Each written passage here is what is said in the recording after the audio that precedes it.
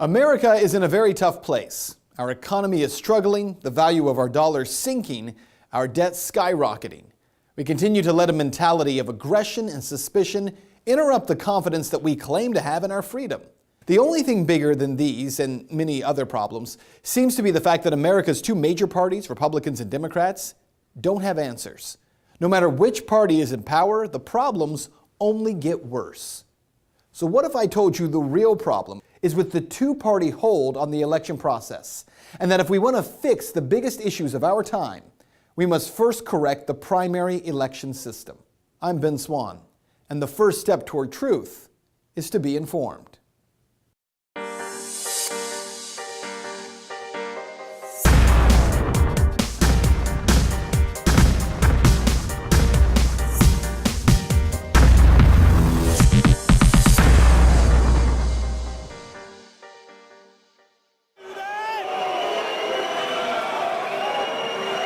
If you are a mainstream news watcher, you may have never seen this video before. It's from the 2012 Republican primary. This particular scene is from the Missouri State Convention.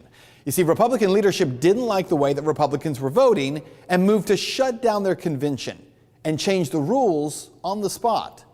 That was a pretty wild scene. If you haven't seen it before, then you likely don't know the biggest, mostly untold story of the 2012 election.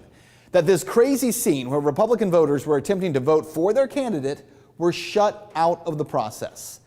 It didn't happen only one time, and it didn't happen in only one state. This was in Arizona. You can't do that! Any people who know Ben Swann or Alex Jones or any of those guys, maybe let them know about this.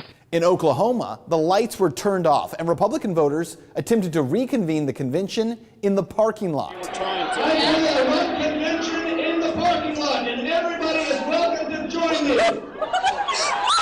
Over and over across the nation, from one state to another, from one county to another, Republican voters were locked out of their own party's process because party leadership didn't like who they were voting for.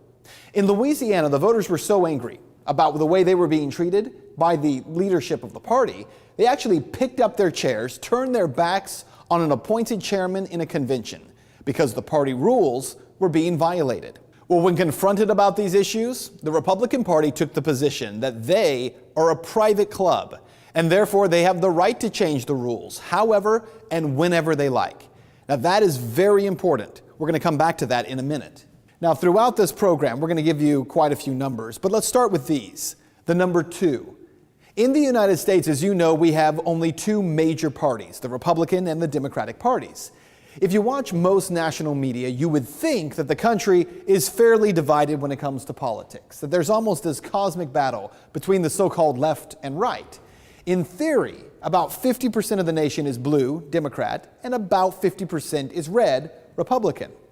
But that is not true. In fact, about 40% of voters in the United States now say they are independent voters, not affiliated with either party, including the president of independentvoting.org. I feel very, very strongly that the system is really rigged in the direction of the political parties, and I think making membership in a political party a condition for full voting rights is unconstitutional, but also totally counter to the spirit of what American democracy is supposed to be about.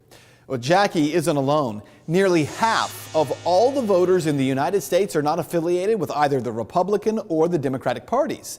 And yet there are only two options available to them. Well, why is that? Well, much of it comes back to the primary system, a system that has crippled the American electorate. Crippled it how? Well, consider this.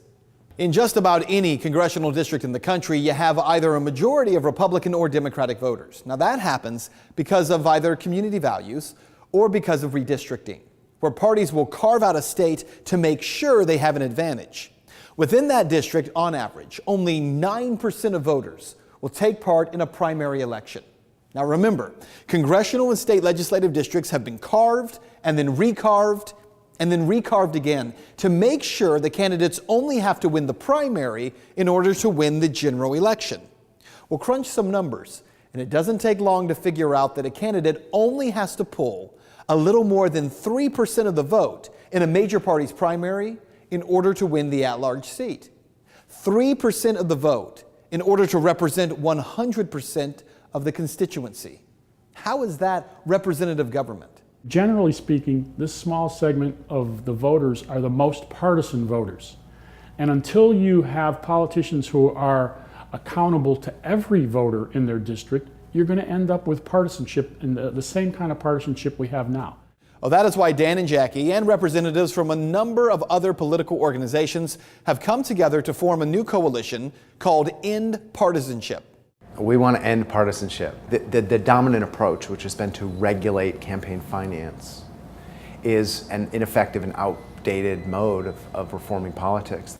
So what specifically is End Partisanship attempting to do? Well, number one, they believe that the right to vote is fundamental, and that means fighting for the rights of all Americans, whether they're in a political party or not, to have full access to the political process. Now, that second point is very important. Across the nation, both Republicans and Democrats have closed primaries, meaning that you have to be a registered voter within their party to be allowed to vote in a primary.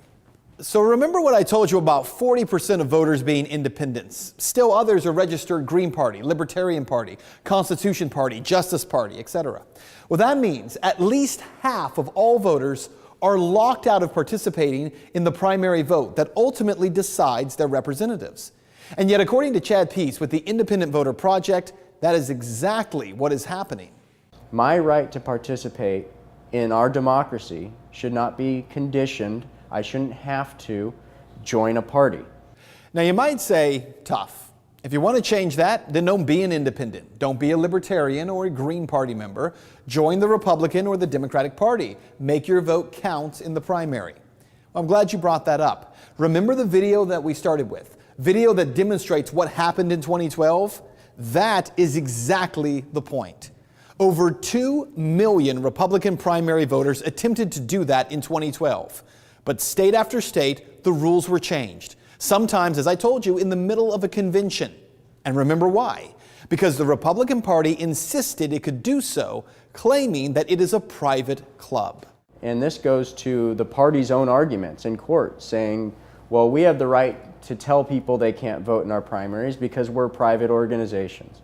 So the second cause of action is very simple. If you're a private organization, start acting like one, meaning you shouldn't be accepting taxpayer dollars, and the taxpayers shouldn't have to fund primaries if you aren't going to let everybody vote in them. According to a report by IVN, or the Independent Voter Network, taxpayers across the nation spent approximately $400 million. Let that number sink in. $400 million to administer party elections in 2012.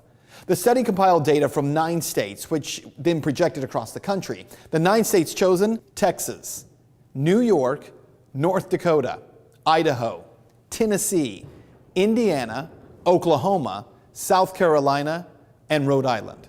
So to be clear, only 9% of the population on average is taking part in primary elections that are costing taxpayers $400 million.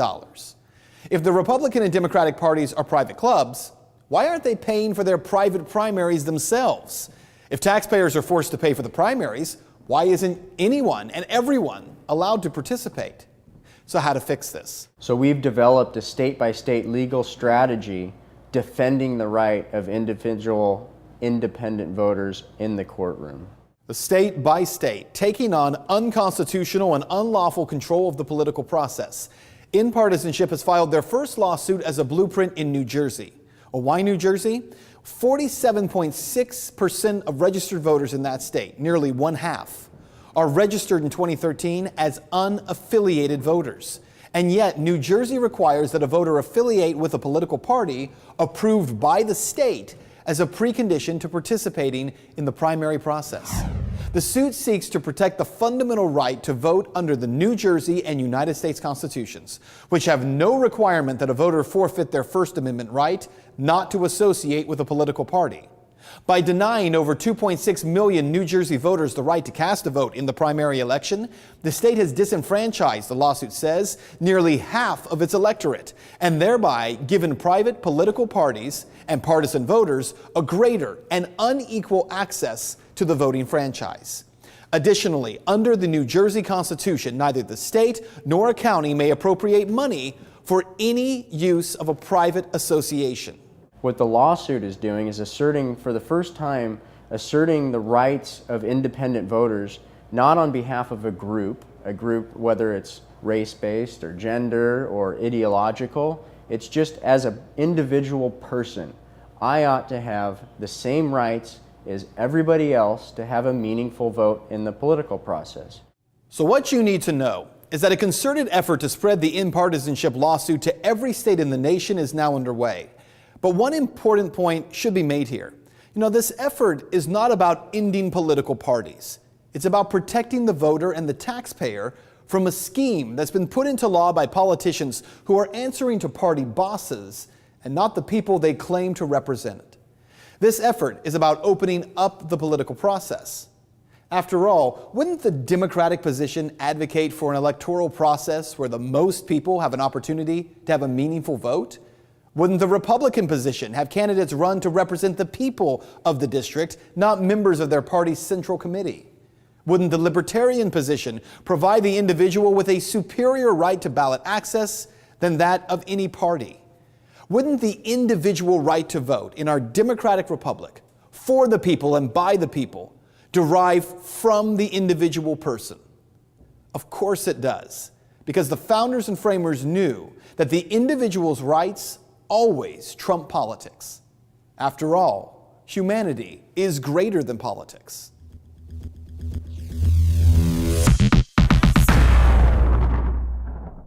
Well, this episode is an idea of what we're trying to accomplish as we move forward into Season 2 of the Truth in Media Project. We're going to continue to go after big stories just like this one, traveling around the country, not staying solely in studio. And you can help. Join us with our Indiegogo campaign as we attempt to raise the money to create this second season so that we can place it on YouTube, on Roku, on Hulu Plus, and on Amazon, as well as benswann.com.